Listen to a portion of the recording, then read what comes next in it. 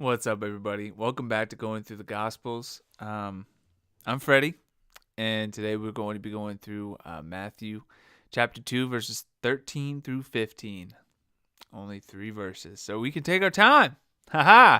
Yeah, we're not going to be pressed for time. But, guys, we are going through the Gospels, breaking it down section by section for the sole purpose of learning more about Christ so that we can fall deeper in love with Him. And so, uh, yeah, this is the flight to Egypt. Last episode we talked about, Herod wanted to kill Jesus, and so, the wise men who went to worship Jesus were instructed, don't go back to Herod, go back to your home by a different route, and so they did. And so that brings us to where we are right now. So let's get into it. We see that, well, I'll just read it. That's easier. Word of God's better than my word anyway. So now when they had departed, they, meaning the wise men, behold, an angel of the Lord appeared to Joseph in a dream and said, rise, take the child and his mother and flee to Egypt, and remain there until I tell you, for Herod is about to search for the child to destroy him. And he rose and took the child and his mother by night and departed to Egypt, and remained there until the death of Herod. This was to fulfill what the Lord had spoken by the prophet, out of Egypt I call my son. So right off from the very beginning, Joseph has no idea the danger that his son is in or how to avoid it. But God is faithful to reveal himself, to instruct, to encourage, and to comfort. You know, God revealed himself just to tell Joseph to flee to Egypt. How faithful is he to, first of all, to continually be coming back into the picture and saying, hey, Joseph, go here. Hey, now go over here. Now I need you here. And Joseph is just faithfully listening for God's word. And so it's crazy to me that from the time of Jesus is born, we saw last passage, it almost seemed like an afterthought. People seemed troubled by the fact that, the child was born who's come to rule the people of Israel. And, nobody stops by to pay homage to Christ. No one follows the Magi there. No one brings a gift basket and says congratulations to Mary. Nobody does it.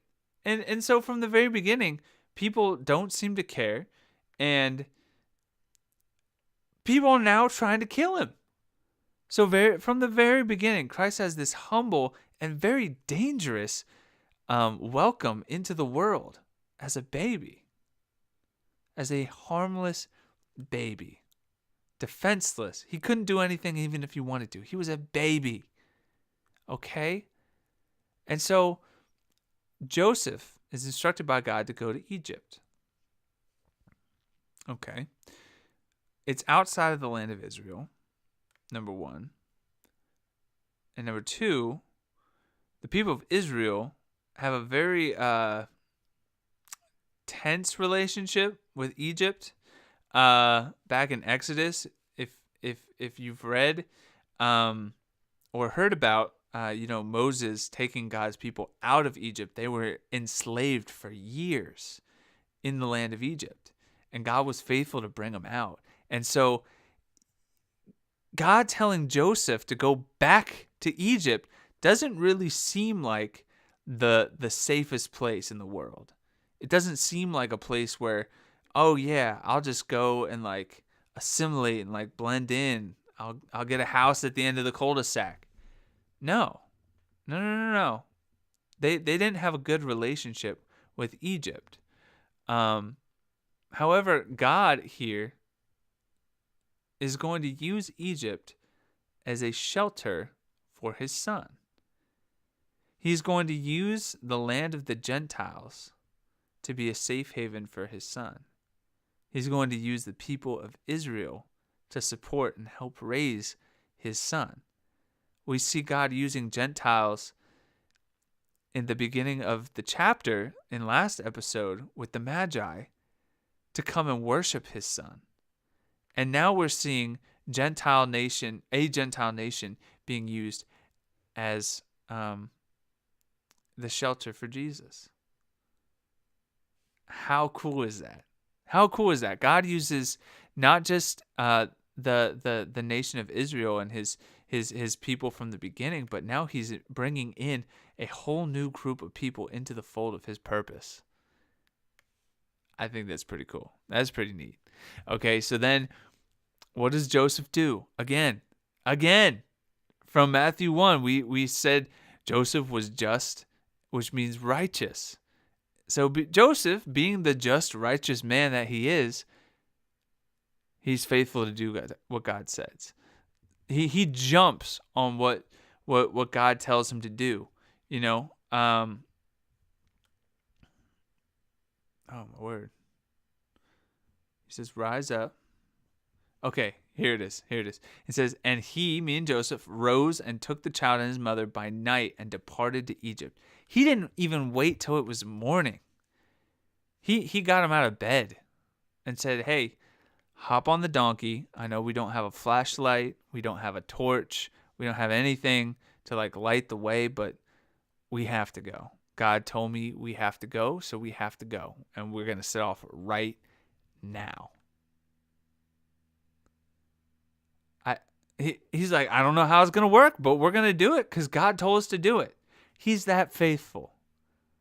He is that faithful. And God is that faithful to his son and to his purpose that he would call Joseph out in the middle of the night, tell him the plot that was against his son, use a people that were used to enslave his chosen people to be a shelter for his son, and Joseph is being just faithful as a servant of God in taking his wife and his son and doing exactly what God calls him to do. He does not hesitate, but he goes as God calls him to go. And so he rose up, took the child and his mother, and departed to Egypt. Now, that's a very long journey. That's a long journey. You can't just walk that in a couple hours. That's a long journey. That's a sizable journey. They would have needed provisions. It would have taken them a long time. And in reality, they probably left a lot of the stuff behind. They probably left a lot of their possessions behind. I saw an analogy here to what Jesus talked about with the rich and the eye of the needle. You're not willing to leave behind your possessions to follow what God has called you to do. You try to take stuff with you. But Mary and Joseph left a lot of stuff behind just to follow God's instruction. And I also heard that the gifts of the Magi were used or could have been used to really buy provisions along the way that they had to leave behind. The gold, the frankincense, the myrrh, it could have all been used to buy things or to trade for other things. And so all of this from chapter 1 through chapter 2 to where we are now, God's instruction from the angels to Joseph and Mary from the very beginning, to the star that guided the Magi to them, the gifts that they gave, Joseph's faithfulness in listening and following God's instruction, God making Egypt a shelter for his son. It was all done to do what?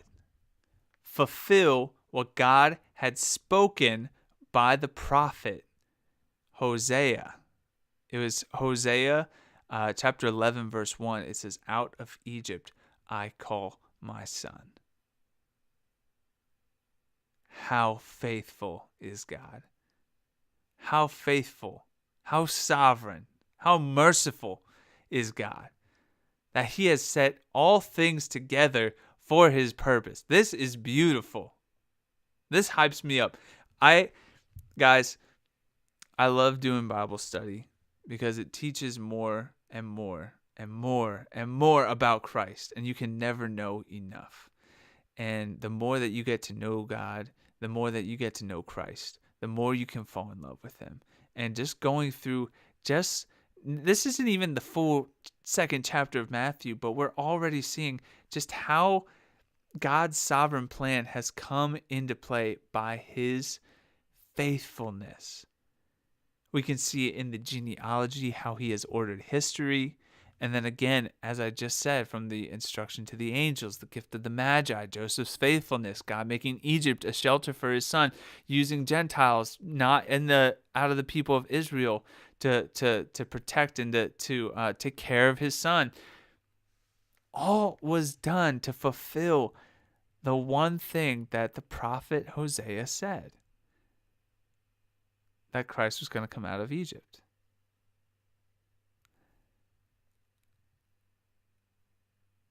His ways are so far above our ways. His wisdom is so far above our wisdom. My only application that I'm going to pull out for this one is follow God's instructions. God is faithful. You may not understand it. There may be forces at play you don't know about, but ultimately, God is faithful. He's working for his purpose. If he has called you to something, be like Joseph and follow. Don't wait, don't hesitate, but go after it and be faithful in it. Because God can use those, pulling from the last episode, God can use anyone for his purpose who is willing to follow. And we see here just another glimpse of God's faithfulness, his sovereignty, and his grace in the way that he has ordered things, in the people that he's bringing into his plans. A lot of it doesn't make sense. A lot of factors you don't think about when you're reading them for the first time, but when you look back, you just see all of these things are connected.